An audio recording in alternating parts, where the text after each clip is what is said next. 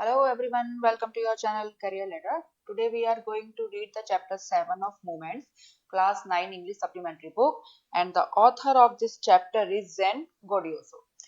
तो इस चैप्टर के जो प्रोटोगोनिस्ट हैं यानी जो मेन कैरेक्टर हैं वो खुद ऑथर ही हैं और इस स्टोरी में उन्होंने अपने टीन एज एक्सपीरियंस को शेयर किया है। ठीक है, कि वो एक्सपीरियंस किस टाइम का है कि जब वो टीन एजर थे तो उनके घर में एक बार आग लग गई थी और उस समय उनके मन में क्या चल रहा था, किस तरह की सरकमस्टांसेस उनको झेलनी पड़ी, किस तरह का उन्होंने सब कुछ इस तरह से ओवरकम किया इस प्रॉब्लम को, तो वो इस चैप्टर में हम देखेंगे। तो चलिए आइए स्टार्ट करते हैं। This story reflects the challenges of being a teenager and the problems of growing up. How does the author overcome his problems? इस स्टोरी में क्या होता है, इस स्टोरी में जो टीनेजर जो चैलेंजेस फेस करते हैं, ठीक है, और उनकी क्या प्रॉब्लम्स होती हैं वो इस स्टोरी में शो की गई हैं और ऑथर जो है किस तरह से अपनी प्रॉब्लम से ओवरकम कर पाते हैं ये हम इस चैप्टर में देखेंगे। तो इस चैप्टर में जहां भी आई माई इस तरह के जो वर्ड हैं वो ऑथर के लिए ही कहे गए हैं। तो ऑथर कहते हैं my first year of high school felt awkward. तो कहते हैं मेरा जो हाई स्कूल का जो फर्स्ट ईयर था वो बड़ा ही ऑकवर्ड था। ठीक है, after living junior high at the head of my class with all the seniority the upper grade levels could afford me, it felt strange starting over as a freshman. तो वो कहते हैं कि जब मैंने जूनियर हाई स्कूल को छोड़ा यानी जूनियर हाई स्कूल से जब वो हाई स्कूल में जाते हैं, तो जब जूनियर हाई स्कूल में वो अपनी क्लास के हेड थे यानी अपने स्कूल के सीनियर थे और जब वो जूनियर हाई स्कूल से निकल कर गए हाई स्कूल में तो वहां सबसे जूनियर हो गए। तो वो कहते हैं कि उस समय जो फर्स्ट ईयर था मेरा हाई स्कूल का मुझे बहुत ऑकवर्ड लग रहा था क्योंकि कहाँ तो मैं अपने स्कूल में सीनियर था और कहाँ मैं नए स्कूल में आकर मैं जूनियर हो गया। It felt strange starting over as a freshman, freshman यानी ए स्टूडेंट इन हिज या her first year at college. तो उनको इतना ऑकवर्ड फील हो रहा था क्योंकि ऐसा लग रहा था उन्हें कि वो अब एक फ्रेशमैन की तरह से अपनी स्टार्टिंग कर रहे हैं। The school was twice as big as my old school and to make matter worse my closest friends were sent to a different high school. I felt very isolated. ये जो नया स्कूल था इनका ये twice बड़ा था, पुराने school से दुगना बड़ा था। और वो कहते हैं कि बातें चीजें और भी तब भी खराब हो गई जब मेरे जो क्लोज फ्रेंड्स थे वो दूसरे हाई स्कूल में चले गए। I felt very isolated. तो ऑथर कहते हैं कि मैं यहाँ पर बहुत ही अकेला अपने आप को फील कर रहा था क्योंकि इनके जो क्लोजेस्ट फ्रेंड थे वो डिफरेंट हाई स्कूल में चले गए थे।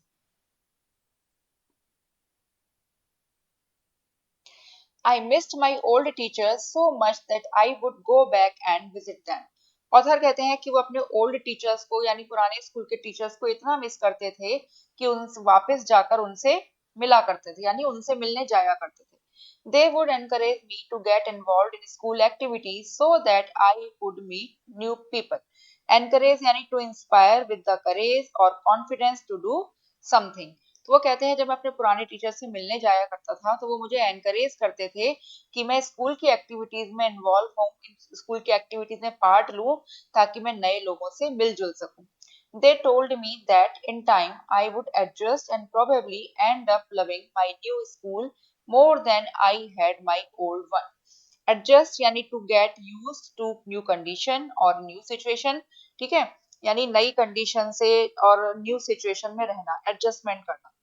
And probably means very likely. तो कहते हैं कि वो मेरे टीचर्स जो है मुझे बताया करते थे कि समय के साथ साथ मैं एडजस्ट कर पाऊंगा, ठीक है, और अपने शायद अपने नए स्कूल को पसंद कर पाऊंगा more than I had my old one, अपने पुराने स्कूल से भी ज्यादा। They made me promise that when that happened I would still come by and visit them from time to time. उन्होंने मुझसे प्रॉमिस किया, ठीक है, टीचर्स ने ऑथर से प्रॉमिस किया कि जब ऐसा हो जाएगा कि तुम पुराने स्कूल से ज्यादा पसंद करने लगोगे नए स्कूल को, तब भी मैं उनसे मिलने आता रहूंगा और जो है टाइम टाइम पर उनसे विजिट करता रहूंगा। I understood the psychology in what they were saying but I took some comfort in its nonetheless. Psychology यानी science of mind and behaviour और नंदलेस यानी in spite of this fact. तो वो कहते हैं कि मैं समझ गया, ऑथर कहते हैं कि इस साइकोलॉजी को मैं समझ गया था जो टीचर मुझसे कहना चाह रहे थे, लेकिन जो है इन सब के बावजूद भी मुझे इन बातों से कुछ कंफर्ट तो मिला।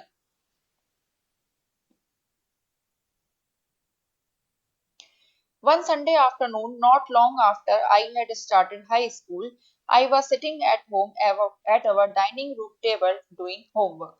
अब ऑथर कहते हैं कि हाई स्कूल स्टार्ट कर किए हुए ज्यादा टाइम नहीं हुआ था कि एक संडे की दोपहर में वो अपने घर में डाइनिंग रूम के टेबल पर बैठे हुए थे और अपना कुछ होमवर्क कर रहे थे। It was a cold and windy fall day and we had a fire going in our fireplace. वो कहते हैं कि ठंडी हवा वाला दिन था, यानी उस दिन बहुत ज्यादा ठंडी हवा चल रही थी और हमारे घर में जो फायर प्लेस था उसमें आग जल रही थी। जो सर्दियों में होता है ना, जो ठंडे देशों में होता है, फायर प्लेस की जगह बना दी जाती है जहाँ पे लगातार जो है फायर जलती रहती है ताकि जिससे घर गर्म रह सके। As usual my red tabby cat was lying on top of all my papers, purring loudly and occasionally sweating at my pen for entertainment's sake. As usual, my red tabby cat. Tabby cat यानी domestic cat with stripes by at its eyes and forehead. यानी tabby cat एक breed है, ठीक है, domestic cat की। तो कहते हैं ऑथर कि मेरी रेड टैबी कैट थी, वो उस समय टेबल पर ही जो मेरे पेपर्स रखे हुए थे उन पर बैठी हुई थी। परिंग लाउडली, परिंग यानी to make a soft continuous low sound that shows pleasure, और जोर जोर से कुछ आवाजें कर रही थी। And occasionally swatting at my pen, swatting यानी to hit with a slap, और ओकेजनली एंटरटेनमेंट के लिए बस यूं ही जो मेरा पेन रखा हुआ था टेबल पर उस पर थोड़ा थोड़ा सा वो क्या करती थी, थोड़ी सी हिट कर दिया करती थी, स्वेट कर दिया करती थी। She was never far from me. Author कहते हैं जो कैट थी उनकी, वो कभी भी उनसे दूर नहीं हुई थी। I had rescued her when she was a kitten and somehow she knew that I was the one responsible for giving her the good life. Rescued यानी to save someone from a dangerous situation. Author कहते हैं कि मैंने उसको बचाया था जब वो एक किटिन थी, यानी छोटी सी कैट थी, और किसी भी तरह से उसको ये समझ में आ गया था कि एक मैं ही हूँ जो उसको गुड लाइफ दे सकता हूँ और या उसको एक अच्छी लाइफ देने के लिए रेस्पॉन्सिबल है। My mother kept stoking the fire to keep the house nice and warm. Author कहते हैं कि मेरी mother kept stoking the fire यानी feeding and tending the fire, ठीक है। तो मेरी जो मदर है जो लगातार उसमें क्या कर रही थी, फायर में फीड कर रही थी, फायर जो प्लेस बना हुआ था उसमें जो है कोयला वगैरह कुछ भी डालते होंगे, ठीक है, वो डाल रही थी ताकि हाउस जो है गर्म रह सके। Suddenly I smelled something strange and then I noticed it, smoke pouring in through the seams of the ceiling. Seams यानी लाइन joining the edges, जैसे ये दीवारें होती है ना इनकी जो ये लाइनिंग होती है, दैट इज सीम्स। तो कहते हैं ऑथर कि अचानक से मुझे कुछ अजीब सी स्मेल आने लगी और मैंने नोटिस किया कि जो सीलिंग यानी छत की जो सीम्स थी उसमें से क्या आ रहा था, स्मोक यानी धुआं जो है कुछ कमरे के अंदर आ रहा था। The smoke began to fill the room so quickly that we could barely see. वो कहते हैं स्मोक जो है धुआं कमरे में इतनी तेजी से भरना शुरू हुआ कि हमें मुश्किल से ही कुछ दिख रहा था। Groping our way to the front door, we all ran out into the front yard. Groping यानी to find your way using your hands. वो कहते हैं फ्रंट डोर का हम दरवाजा, फ्रंट डोर का रास्ता हम ढूंढते ढूंढते हम सभी फ्रंट यार्ड में दौड़ पड़े। By the time we made our way outside, the whole roof was engulfed in flames and it was spreading quickly. Engulfed यानी to cover something completely. By the time वो कहते हैं कि बाय द टाइम हमें समय के साथ साथ क्या है, हमारा रास्ता मिल गया हमें बाहर का। जब तक हमें रास्ता मिला पूरी जो छत थी हमारी, जो पूरी रूफ थी, वो फ्लेम्स यानी आग की लपटों में घिर गई और ये बहुत तेजी से फैल रही थी। I ran to the neighbors to call the fire department while I watched my mother run back into the house. Author कहते हैं कि मैं पड़ोसियों के घर की तरफ दौड़ा कि मैं फायर डिपार्टमेंट को कॉल कर सकूं। तभी उस समय मैंने देखा कि जो उनकी मदर थी वो वापस घर के अंदर दौड़ रही थी।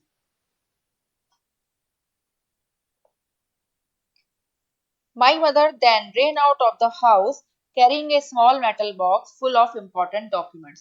तभी उन्होंने देखा कि जो उनकी मदर है वो घर से बाहर आई दौड़ती हुई, जिनके हाथ में एक स्मॉल मेटल का बॉक्स था और उसमें important documents थे। She dropped the case on the lawn and in a crazed state ran back into the house. Crazed यानी behaving in a wild and strange way।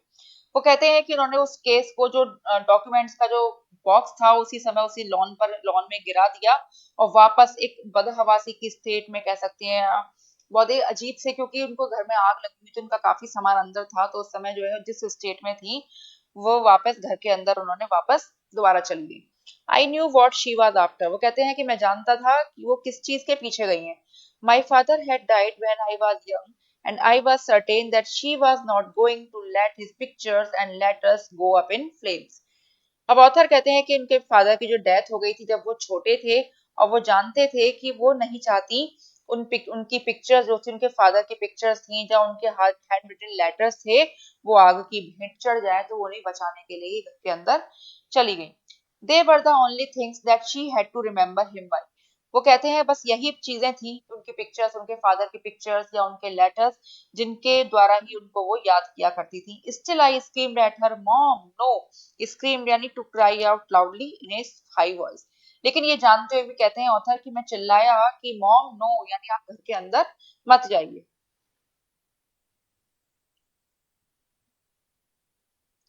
I was about to run after her when I felt a large hand hold me back. वो कहते हैं कि मैं अपनी mother के पीछे घर के अंदर जाने ही वाला था, तभी मैंने एक देखा, तभी मुझे ऐसा फील हुआ कि मुझे किसी हाथ ने पीछे से पकड़ लिया है। It was A fireman. ये कौन था? ये फायरमैन था जो आग बुझाने के लिए आए थे। I hadn't even noticed that the street had already filled with fire trucks. वो कहते हैं कि मैंने ये नोटिस भी नहीं किया कि जो पूरी गली है वो फायर ट्रक से भर चुकी है। I was trying to free myself from his grasp, yelling, "You don't understand, my mother is in there." Yelling यानी to shout very loudly, usually when you are angry or in pain. तो कहते हैं कि मैंने अपने आप को जो है उससे छुड़ाने की बहुत कोशिश की, उनकी पकड़ से छुड़ाने की कोशिश की, और मैं yelling यानी चिल्ला रहा था कि आप नहीं समझ रहे हैं, मेरी माँ जो है, मेरी मदर है, वो घर के अंदर है। He held on to me while other firefighters ran into the house. वो कहते हैं, ऑथर कहते हैं कि वो जो फायरमैन था उसने मुझे पकड़े रखा, जबकि दूसरे फायर फाइटर्स जो थे घर के अंदर चले गए।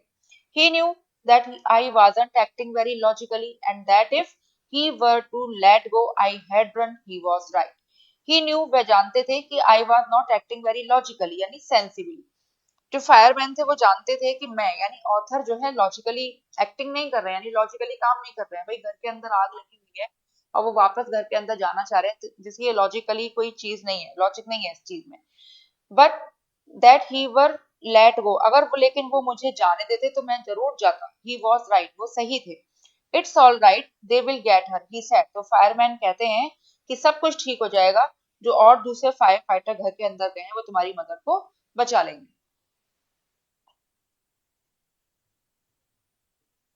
He wrapped a blanket around me and sat me down in our car. Wrapped यानी to cover something. उस फायरमैन ने एक ब्लैंकेट जो है ऑथर के चारों ओर एक लपेट दिया, ब्लैंकेट से उनको कवर कर दिया और उनको कार में बैठा दिया। Soon after that, a fireman emerged from our house with my mom in tow. Emerge यानी to appear or come out from somewhere. जल्दी ही जो फायरमैन थे वो घर से बाहर निकले और उनके साथ में उनकी मदर थी, ऑथर की मदर को साथ में लेकर निकले। He quickly took her over to the truck and put an oxygen mask on her. अब फायरमैन ने क्या किया, अपनी उनकी मदर को जो है ट्रक में ले गए और उनके ऊपर क्या किया, एक ऑक्सीजन मास्क उनको लगा दिया। I ran over and hugged her. Author कहते हैं मैं दौड़कर गया, अपनी माँ को उन्होंने हग किया। All those times I ever argued with her and hated her vanished at the thought of losing her. Vanish यानी to disappear suddenly. अब ऑथर कहते हैं बाकी टाइम तो किसी और भी समय में उनके साथ आर्ग्यूमेंट करता था, उनके साथ बहस करता था, लेकिन इस समय अगर मेरे दिमाग में विचार आया कि अगर आग में मेरी मदर को कुछ हो जाता और उनको खो देता, इस विचार से ही वो बहुत डर गए।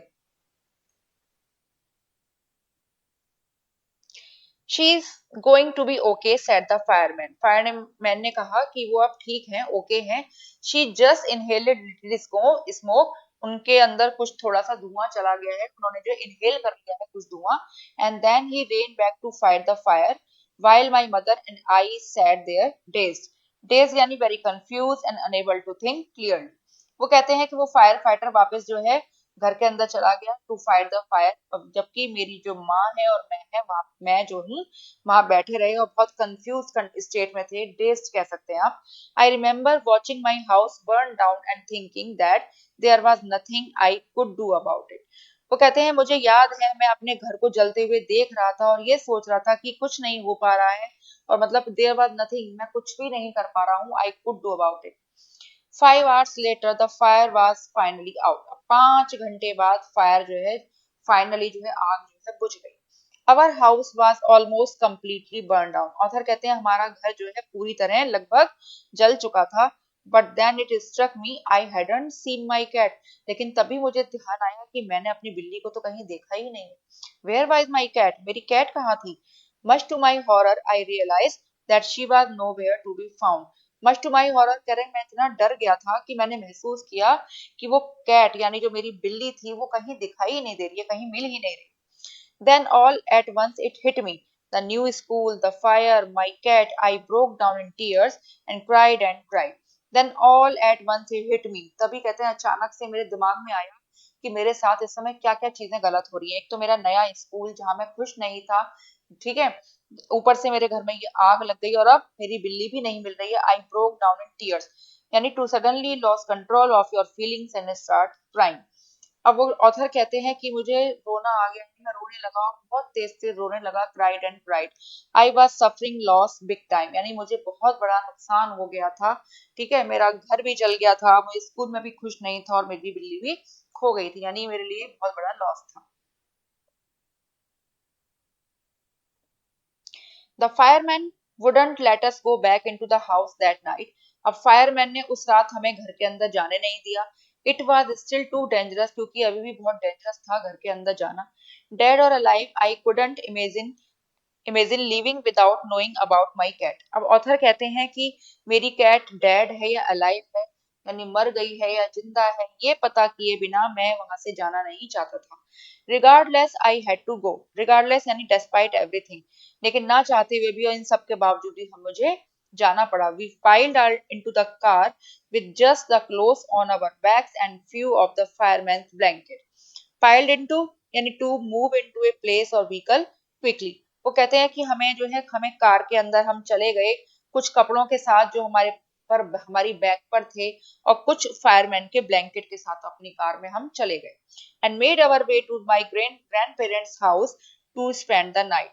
और हम गए कहाँ, अपने ग्रैंड पेरेंट्स के हाउस उस रात को स्पेंड करने के लिए।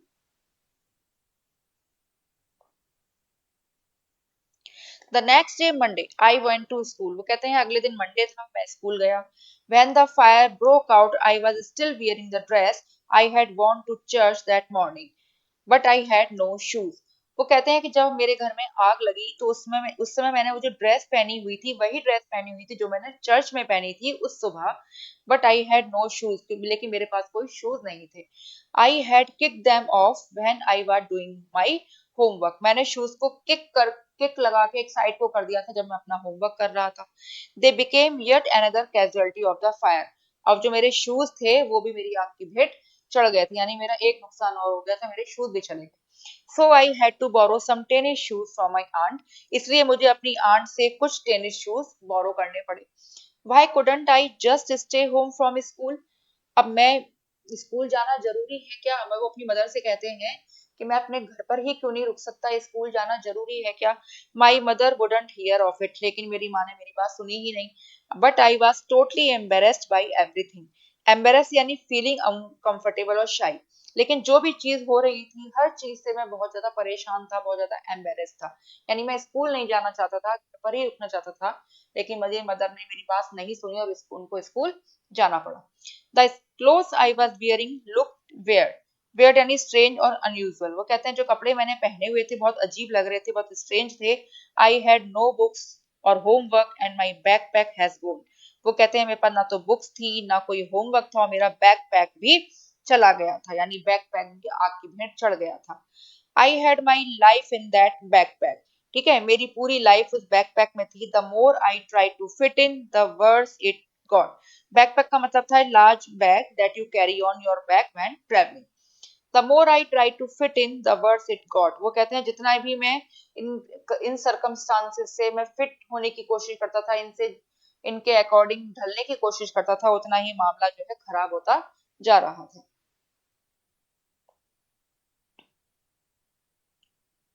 Was I destined to be an outcast and a geek all my life? Destined यानी settled in advance, seemed certain to happen. Outcast यानी a person who is rejected as from home or society. And geek means boring and not fashionable.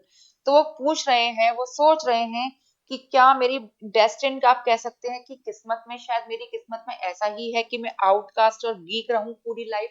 Outcast यानी जो society से बिल्कुल अलग हो गया हो या घर से अलग हो गया हो, एंड गीक यानी बोरिंग एंड नॉट फैशनेबल, क्योंकि उनके पास शूज भी नहीं थे, उनके पास कपड़े भी नहीं थे, तो उनको अपने बहुत अजीब सा फील हो रहा था और उनको स्कूल भी जाना पड़ रहा था उन्हीं कपड़ों में जो उन्होंने सुबह से पहने हुए थे। तो कहते हैं क्या मेरी किस्मत में यही लिखा है कि मैं आउटकास्ट और गीक ही रहूं all my life? That's what it felt like. और उस समय उनको यही महसूस हो रहा था। I didn't want to grow up, change और have to handle life if it is was going to be this way. अब यही टीनेजर की प्रॉब्लम यहाँ पर दिखाई जा रही है। ऑथर कह रहे हैं कि मैं बड़ा ही नहीं होना चाहता था, मैं अपनी लाइफ में कोई चेंज नहीं चाहता था और अपनी लाइफ को इस तरह से हैंडल नहीं करना चाह रहा था जिस तरह से मेरी लाइफ उस समय चल रही थी। I just wanted to curl up and die. Curl up and यानी रोल अप। मैं बस चाहता था उस समय कि बस कर्ल अप हो जाऊं यानी सिकुड़ जाऊं, सिमट जाऊं और एंड डाई, और वो उस समय मरना चाहते थे। I walked around school like a zombie. Zombie यानी ए डल एंड एपैथेटिक पर्सन। वो कहते थे मैं स्कूल में घूम रहा था लाइक ए ज़ॉम्बी, जैसे कोई डल पर्सन हो, बोरिंग सा पर्सन हो, बहुत अजीब सी चीज उनके साथ हो रही थी, इसलिए वो बहुत ज्यादा ज़ॉम्बी लाइक फीलिंग उन्हें को हो रही थी। Everything felt surreal and I wasn't sure what was going to happen. Surreal यानी स्ट्रेंज या बिजार। तो एवरीथिंग, वो कहते हैं हर चीज बहुत अजीब लग रही थी, स्ट्रेंज लग रही थी, और मुझे ये बिल्कुल भी पता नहीं था, मैं बिल्कुल भी श्योर नहीं था कि क्या होने जा रहा था। All the security I had known from my old school, my friends, my house, my cat, I had all been ripped away. Ripped यानी tear और pulled away। ठीक है, तो वो कहते हैं ऑल द सिक्योरिटी, जो भी चीजें मेरे पास सिक्योर थी, जो भी मेरे स्कूल ओल्ड स्कूल्स की मेमोरीज थी, मेरे फ्रेंड्स थे, मेरा घर, मेरी बिल्ली, सभी कुछ जो है चला गया था, सभी कुछ छीन लिया गया था।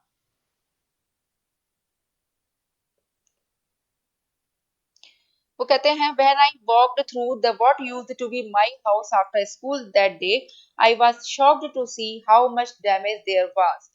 Whatever had not burned was destroyed by the water and chemicals they had used to put out the fire.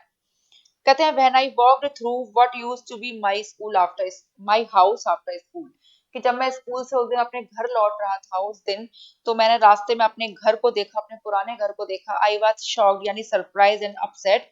मैं ये देखकर बहुत अपसेट हुआ, बस सरप्राइज रह गया कि कितना नुकसान हुआ था मेरे घर का। वॉट एवर हैडंट बर्न, जो भी कुछ अगर नहीं जला था, was destroyed by the water and chemicals, और वो जो भी कुछ बच गया था, जो भी कुछ नहीं जल पाया था, वो भी डिस्ट्रॉय हो गया पानी और केमिकल से, जो उन्होंने आग बुझाने के लिए फायरमैन ने यूज किया था। वो यानी कहते हैं स्कूल से घर लौटते हुए मैंने अपने रास्ते में अपने पुराने घर को भी देखने में गया, तो वहां जितना डैमेज हुआ था मैं देखकर शॉक रह गया, और जितना भी अगर कुछ बचा था, जलने से बच गया था, तो वो पानी और केमिकल्स के द्वारा डिस्ट्रॉय हो गया था। The only material things not destroyed were the photo albums, documents, and some other personal items that my mother had managed to heroically rescue. Heroically यानी in a brave way, extreme courage, and rescue यानी to save someone from a dangerous situation. वो कहते हैं केवल कुछ चीजें जो destroy नहीं हुई थी वो थी फोटो एल्बम्स, कुछ डॉक्यूमेंट और कुछ ऐसे पर्सनल आइटम जिसे मेरी मदर ने हीरोइकली बचा लिया था। But my cat was gone and my heart ached for her. Ached यानी to feel a continuous pain. कहते हैं लेकिन इन सब बचने के बाद भी लेकिन मेरी कैट तो चली ही गई थी, और मेरा जो दिल था, मेरे जो अभी भी दुख रहा था, यानी मुझे बहुत तकलीफ हो रही थी। There was no time to grieve. Grieve यानी टू फील ग्रेट सैडनेस, और इस समय कोई समय नहीं था मेरे पास कि मैं दुख मनाऊं। My mother rushed me out of the house. Rush यानी to take someone to a place very quickly. Author कहते हैं कि मेरी मदर ने बहुत जल्दी से मुझे अपने उस घर से निकाला। We would have to find a place to live. हमें अपने रहने के लिए एक जगह भी ढूंढनी थी। And why I would have to go buy some cloth for school, और मुझे कुछ कपड़े भी खरीदने थे स्कूल के लिए। We had to borrow money from my grandparents because there was no credit cards, cash, or even any identification to be able to withdraw money from the bank. वो कहते हैं हमें कुछ मनी अपने ग्रैंड पेरेंट्स से उधार लेनी पड़ी, क्योंकि हमारे पास कोई क्रेडिट कार्ड नहीं था, कोई कैश नहीं था, यहाँ तक कि कोई आईडी भी नहीं थी जिससे हम बैंक से पैसे निकाल सकें। Everything had gone in smoke. हर चीज जो थी, क्रेडिट कार्ड, कैश, कुछ भी आईडी वगैरह जो ऐसे डॉक्यूमेंट थे, सब धुएं में चले गए थे, यानी आग की भेंट चढ़ चुके थे। That week, the rubble that used to be our house was being cleared of the lot. Rubble यानी piles of broken stone and bricks that are left when a building falls down. यानी कोई building जब गिर जाती है या वहां पे जल गई तो जब ब्रोकन टूटे हुए पत्थर और ईंटों के जो टुकड़े होते हैं जो ढेर होता है that is rubble.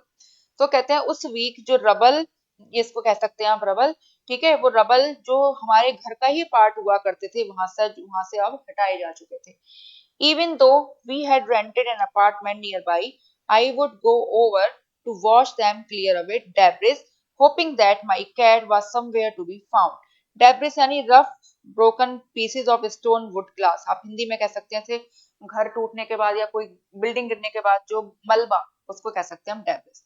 Even though वो कहते हैं कि हालांकि हमने अपार्टमेंट एक किराए पर ले लिया था पास में ही, ठीक है, आई वुड गो ओवर, लेकिन मैं जो है वहां पर जाता रहता था, वहां पर जा गया मैं कि वो डेब्रिस साफ करते हुए देखने के लिए, इस उम्मीद में कि my cat was somewhere to be found, कि शायद मेरी कैट वहां पर कहीं मिल जाए. शी वाज गोन, लेकिन वो तो जा चुकी थी. I kept thinking about her as that vulnerable little kitten. Vulnerable यानी बीइंग इजीली वीक या बीइंग इजीली हर्ट. तो कहते हैं I kept think about her, कि मैं अपनी बिल्ली के बारे में ही सोचता रहता था कि वो कितनी छोटी सी किटिन है, कितनी वीक है और उसको आसानी से चोट लग सकती है, उसके बारे में मैं हर समय सोचता रहता था. In the early morning, when I would disturb her and get out of bed, she would tag along after me, climb up my rope, and crawl into my pocket to fall asleep. अब author कहते हैं in the early morning, जब बहुत जल्दी सुबह जब मैं उठता था, when I would disturb her, मैं उस कैट को डिस्टर्ब कर दिया करता था और बिस्तर से उठता था. She would tag along after you, मेरे पीछे पीछे आती थी. क्लाइंब अप माई रोब, रोब क्या होती है, एक लॉन्ग लूज आउटर गारमेंट, मेरे रोब पर चढ़ जाती थी. And crawl into my pocket, crawl यानी to move slowly close to the ground, ठीक है, और मेरी पॉकेट में चली जाती थी और वहां पर पॉकेट में सो जाती थी. I was missing her terribly, terribly very badly. तो वह जो कहते हैं ऑथर कि मैं अपनी कैट को बहुत ज्यादा टेरिबली वेरी बैडली बड़ी बुरी तरीके से उसको याद कर रहा था. It always seems that bad news spreads quickly and in my case it was no different. कहते हैं कि हमेशा देखा जाता है कि जो बुरी खबरें होती हैं वो जरा तेजी से फैलती हैं और मेरे केस में भी ऐसा ही हुआ. Everyone in high school including the teacher was aware of my plight. Plight यानी very unpleasant situation. वो कहते हैं हाई स्कूल में हर कोई, चाहे वो मेरे टीचर्स थे या स्टूडेंट्स थे या क्लासमेट्स थे, सब कोई मेरी प्रॉब्लम के बारे में जानते थे. I was embarrassed as if somehow I were responsible. ठीक है, वो कहते हैं कि मैं इतना परेशान हो गया था कि ऐसा लगता था कि इन सब चीजों से कि जैसे ये परेशानी जो है मेरी वजह से ही हुई है, मैं ही रेस्पॉन्सिबल हूँ इस प्रॉब्लम का. What a way to start off at a new school, ये क्या तरीका था मेरे नए स्कूल को स्टार्ट करने का. This was not the kind of attention I was looking for. Author कहते हैं कि इस तरह का अटेंशन मैं नहीं चाहता था इस स्कूल में, क्योंकि स्कूल में सभी को पता लग गया था उनकी प्रॉब्लम के बारे में, तो सभी उनको बहुत ज्यादा ध्यान से उनको नोटिस कर रहे थे, तो वो कह रहे हैं, कहने का मतलब ये है कि इस तरह का अटेंशन मैं स्कूल में नहीं चाहता था. The next day at school people were acting even more strain than usual. वो कहते हैं स्कूल में अगले दिन लोग इस तरह से बिहेव कर रहे थे, बहुत अजीब सा बिहेव कर रहे थे, जैसे कि देन यूजुअल यानी और दिनों से अलग थोड़ा डिस्टेंस बिहेव कर रहे थे. I was getting ready for gym class at my locker. कहते हैं उस दिन जो है मैं अपनी जिम क्लास के लिए रेडी हो रहा था. People were milling around me asking me to hurry up. Milling around यानी moving in an aimless manner. अब लोग जो है मेरे चारों तरफ मेरे आसपास घूम रहे थे और मुझसे कह रहे थे हरी अप यानी जल्दी करो. आई थॉट इट स्ट्रेंज, मुझे ये बड़ा अजीब सा लगा. But in the light of the past few weeks nothing would surprise me. लेकिन जो कुछ पिछले हफ्तों से जो चीजें मेरे साथ हो रही थी उनको देखते हुए मुझे कुछ भी ज्यादा हैरानी नहीं हुई, कुछ भी सरप्राइजिंग नहीं लगा. हालांकि मुझे थोड़ा अजीब लग रहा था कि सब लोग मेरे चारों तरफ आसपास घूम रहे हैं और मुझसे कह रहे हैं जरा जल्दी करो, तो थोड़ा अजीब लग रहा था, लेकिन मुझे कुछ भी सरप्राइजिंग इसमें नहीं लगा.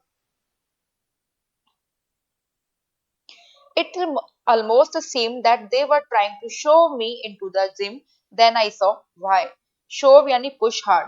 It almost seemed. उनको कह रहे हैं मुझे ऐसा लग रहा था कि वो सब मुझे जिम में ले जाना चाह रहे हैं, जबरदस्ती जिम में धकेलना चाह रहे हैं. वहां जाकर मैंने देखा I saw why कि ऐसा क्यों हो रहा था. There was a big table set up with all kinds of stuff on it just for me. Stuff यानी used to refer to something without using its name. तो कहते हैं जिम में क्या था, एक बड़ी सी टेबल थी, उस पर बहुत सारा ऑल काइंड ऑफ स्टफ, बहुत सारा सामान रखा हुआ था, वो केवल मेरे लिए था।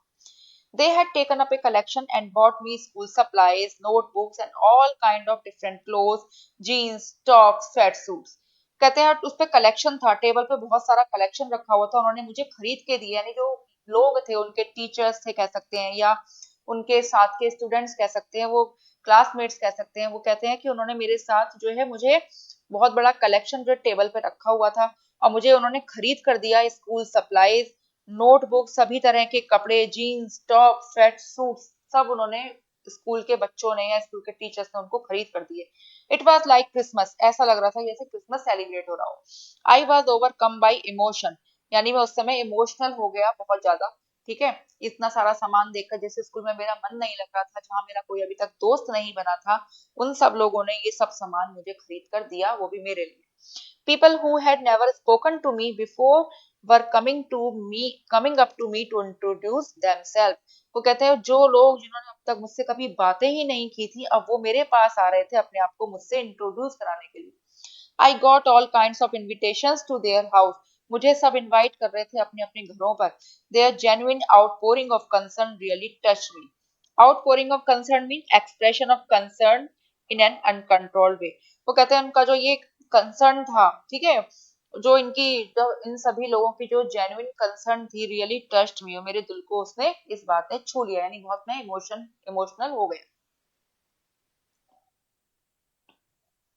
In that instant, I finally breathed a sigh of relief and thought for the first time that things were going to be okay. Sigh of relief यानी feel happy that something unpleasant has not happened. वो कहता है इस समय मुझे finally मैंने चैन की सांस ली और सोचा, पहली बार सोचा कि चीजें अब अच्छी होने जा रही। I made friends that day, उस दिन मेरे बहुत सारे फ्रेंड्स बने। A month later I was at my house watching them rebuild it. वो कहते हैं एक महीने बाद मैं अपने घर पर ही बैठा हुआ था और उसको वापस दोबारा बनते हुए देख रहा था। But this time it was different, I wasn't alone, लेकिन ये टाइम कुछ अलग था, मैं यहाँ इस समय अकेला नहीं था। I was with two of my new friends from school. वो कहते हैं इस समय मेरे साथ जो मेरे नए स्कूल थे उसके दो फ्रेंड्स मेरे साथ थे।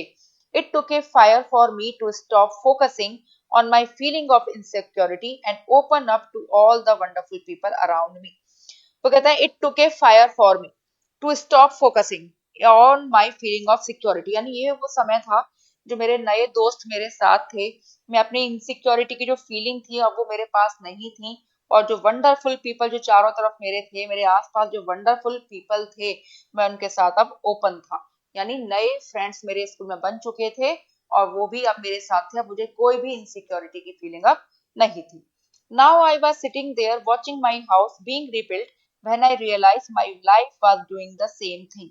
तो कहते हैं अब मैं वहां बैठा हुआ था और अपने घर को दोबारा बनता हुआ देख रहा था, तब मैंने रियलाइज किया कि अब मेरी लाइफ जो है पहले जैसी हो रही है।